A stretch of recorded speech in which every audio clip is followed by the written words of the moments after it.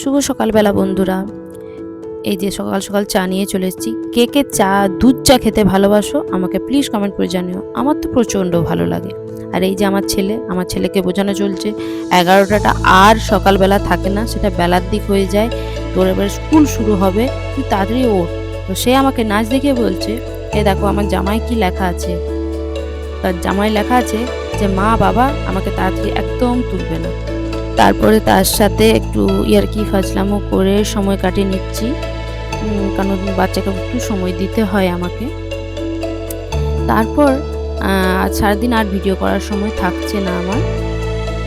আমি তারপর বিকেলবেলায় একদম একটা হেলথ ড্রিঙ্কস নিয়ে চলে আসছি।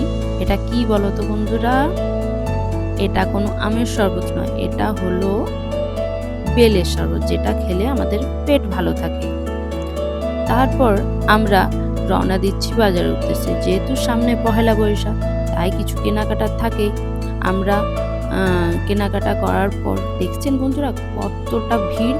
মনে হয় না পয়লা বৈশাখ, মনে হচ্ছে দুর্গা পুজোর সামনে, দুর্গা পূজার মার্কেটিং করতে বেরিয়েছি।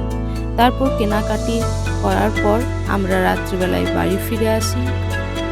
আমরা এইসব জিনিস কিনে নিয়েছি। যদি আমার জিনিসগুলি দেখতে চাও প্লিজ কমেন্ট করে জানিও। চ্যানেলটি ভালো লাগলে সাবস্ক্রাইব করো। বাই।